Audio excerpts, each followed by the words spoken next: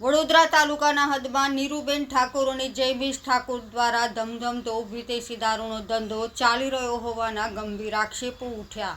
સ્થાનિક સ્તરે ચર્ચાનો વિષય ખુલ્લેઆમ દેશી વિદેશી દારૂનું વેચાણ થતું હોવા છતાં પોલીસ દ્વારા કડક કાર્યવાહી કરવામાં આવતી નથી। આ મામલે પત્રકાર તંત્રી શ્રી વિજયકુમાર પર થયેલા હુમલાને લઈને તાલુકા પોલીસ સ્ટેશનમાં 2 વખત લેખિત અરજી આપવામાં આવેલ હતી। હજુ સુધી ફરિયાદ નોંધાઈ નથી, જેનાથી પોલીસની કામગીરી પર અનેક સવાલો ઊભા થયા છે। અરજદાર પક્ષોનો આક્ષેપ છે કે પોલીસ મૌન ધારણ કરીને બેઠી છે, યોગ્ય તપાસ કરવામાં ટાળે છે અને સ્થાનિક નાગરિકોમાં અસંતોષ જવાબ આપે છે। લોકોનું કહેવું છે કે તાલુકા વિસ્તારમાં ગેરકાયદેસર પ્રવૃત્તિઓ વધતી જાય છે અને પોલીસ પર શંકાની નજર ઊભી છે। જો આક્ષેપો સાચા સાબિત થાય તો જવાબદાર તત્વો સામે કડક કાર્યવાહી કરવાની માંગ ઉઠી છે। હાલ સમગ્ર મામલો ચર્ચાનો વિષય બન્યો છે અને ઉચ્ચ અધિકારીઓ દ્વારા નિષ્પક્ષ તપાસ થાય તેવી માંગ ઉઠી છે। બ્યુરો રિપોર્ટ હરીશ આહિરે।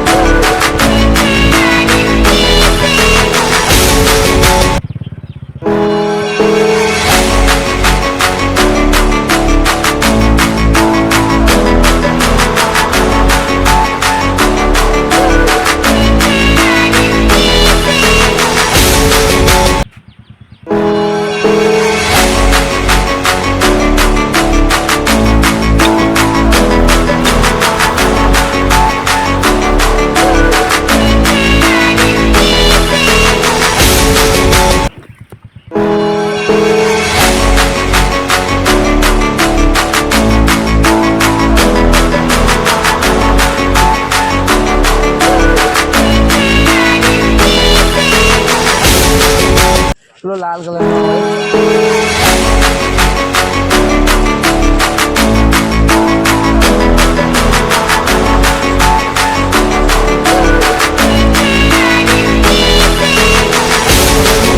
આવતું ખબર કલર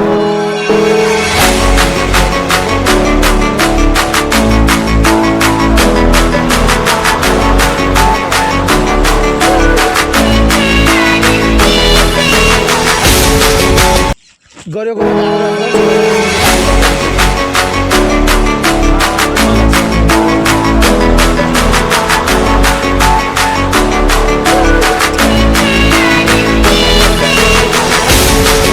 अच्छो अच्छो खाटो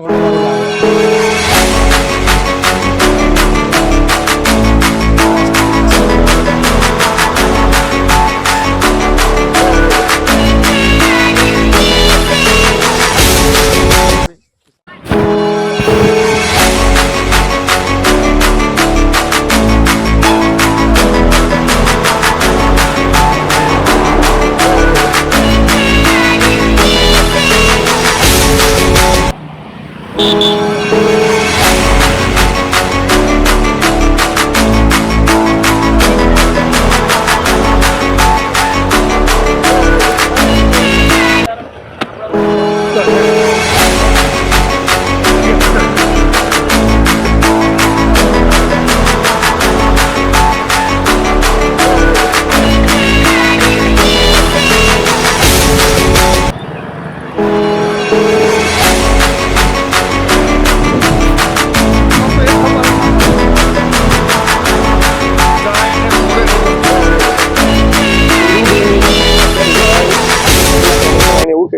ભરાણ આપું છું તો મારા ભરાણની વેલ્યુ શું, મારા ભરાણની કિંમત શું, ભરાણ આવ્યા પછી પણ જો તમે મારા પર એક્શન લો કે મારો ધંધો બંધ કરાવો તો પોલીસ વેચી ગયેલી કહેવાય.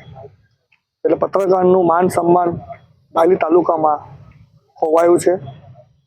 પત્રકારની ઇજ્જતના ધજાગરા અહીંયા ઉડાવવામાં આવે છે અને બુટલેગરોને છાવરીને બુટલેગરોને માન સન્માન આપીને ટેબલ પર પિયુષભાઈ હતા તેમના પર બી હુમલો હતો, પણ તેઓ અચૂકતા નીકળી ગયા, જેથી મેં એકલો ત્યાં ઘટના સ્થળે હાજર હોવાથી 5 થી 6 જણની વચ્ચે મારે થોડી ઝપાઝપી મારામારી લઈને મારા પર વધારે નુકસાન થયું છે. મને બોડી પર અને અમુક જગ્યાએ ઘા વાગેલા છે, કડું અને લાકડીનો ફટકો મારેલો છે.